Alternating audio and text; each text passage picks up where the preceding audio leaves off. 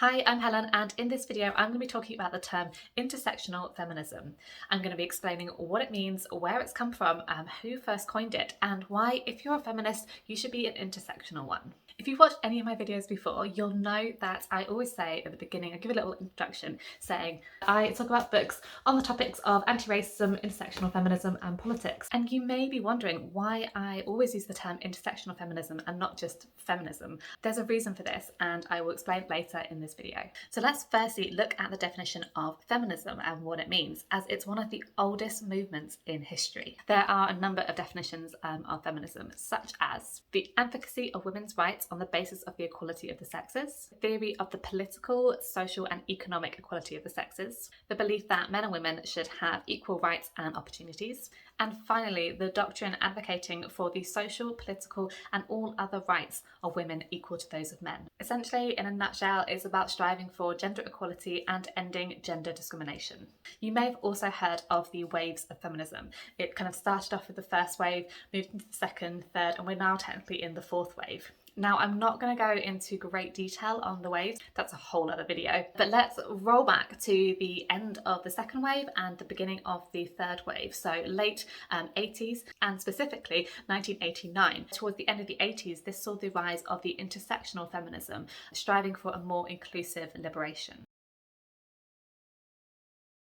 So in 1989, the lawyer as well as gender and critical race scholar Kimberly Crenshaw coined the term intersectionality in her article Demarginalizing the Intersection of Race and Sex, a Black feminist critique of anti-discrimination doctrine, feminist theory and anti-racist politics. Now, Kimberly Crenshaw is a very impressive woman. She is an American civil rights lawyer. She is a professor of law at UCLA and Columbia Law. She is a pioneer in critical race theory, Black feminist legal theory, and civil rights. She is the co-founder of the African American Policy Forum, and she also hosts a podcast, Intersectionality Matters. Now, the main body of Crenshaw's article examines 3 court cases in which they are just incredibly frustrating, where the court refuses to acknowledge that Black women encounter a combined race and sex discrimination. Crenshaw goes on to say that Black women can experience discrimination in ways that are both similar to and different from those experienced by white women and Black men. Black women sometimes experience discrimination in ways similar to white women's experience, and sometimes they share very similar experiences to Black men. Yet often they experience double discrimination, the combined effects of practices which discriminate on the basis of race and on the basis of sex. And sometimes they experience discrimination as simply Black women, not the sum of race and sex discrimination, but as Black women. Crenshaw's article obviously focuses on the experiences of Black women and how they just fell down a massive gap in the legal system. Their experiences weren't acknowledged, and then their experiences were also kind of dismissed, just failed to be recognised by the court cases. So they didn't get justice where they'd been discriminated against, simply because they didn't fit a box of being a white woman or a Black man. Reading it is so frustrating because these Black women are saying, like, I've been discriminated against. And then the court's saying, like, well, you have to give me examples. And they're using white women, discrimination against sex, and they're using Black men as discrimination against race. They're just refusing to acknowledge the fact that the two meet with Black women. And Black women's experience is a combination of these two. It's not exclusive, and it's not the same as a white woman's experience, and it's not the same as a Black man's experience. Oh gosh, just reading it is just... Crenshaw explains and outlines how glaringly obvious it is that Black women have a unique experience separate to white women and Black men. And she gives us a perfect analogy of what intersectionality means. Coming and going in all 4 directions. Discrimination, like traffic, through an intersection may flow in one direction or it may flow in another. If an accident happens in an intersection, it can be caused by cars travelling from any number of directions, and sometimes from all of them. I think that analogy is fantastic because sometimes it's sex, sometimes it's race, but sometimes it's both sex and race for Black women. It's not easily separated.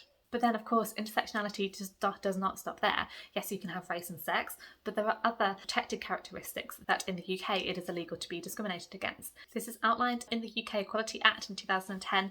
There are 9 protected characteristics: age, disability, gender reassignment, marriage and civil partnership, pregnancy and maternity, race, religion and belief, sex and sexual orientation. And of course, someone can have more than one protected characteristic. They can have a number of protective characteristics. If someone falls into multiple categories, then they have multiple ways that they can be discriminated against. And these things are not mutually exclusive because they all intersect. There's no way of looking at them or tearing them apart or just looking at them separately. As Crenshaw explains in her articles, with the problem of Black women having to choose between their race and their sex, when it's literally impossible. They cannot. I personally like to think of intersectionality in terms of privilege. I find it quite an easy way to remember, in that the more privileges that you hold, the fewer rows you have at your intersection, meaning there are fewer ways for you to be discriminated against. So why should your feminism be intersectional? Why should you identify as an intersectional feminist?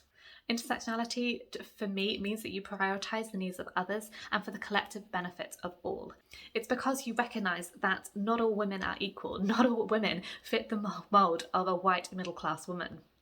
It's about recognising that trans women are women, the rights of LGBT women, the rights of women of colour, and the rights of Indigenous women. They're all different and they're all sort of multifaceted. Women are different, but it means that you're advocating for the rights of all women, regardless of how they show up and who they are as people. Crenshaw talks about how anti-discrimination laws look at a top-down approach rather than looking at a bottom-up approach. For a truly equal society, we have to start with the bottom, and we have to start with the most marginalised and with the most oppressed and centre their experiences in order to advocate for equality. It is somewhat ironic that those concerned with alleviating the ills of racism and sexism should adopt such a top-down approach to discrimination. If their efforts instead began with addressing the needs and problems of those who are most disadvantaged and with restructuring and remaking the world where necessary, then others who are singularly disadvantaged would also benefit. In addition, it seems that placing those who currently are marginalised in the centre is the most effective way to resist efforts to compartmentalise experiences and undermine potential collective action. The goal of this activity should be to facilitate the inclusion of marginalised groups for whom it can be said, when they enter, we all enter. Thanks so much for watching my video on intersectional feminism and what it is, where it came from and who coined it. If you like this video, please give it a thumbs up and subscribe to my channel for more videos on anti-racism, intersectional feminism and politics.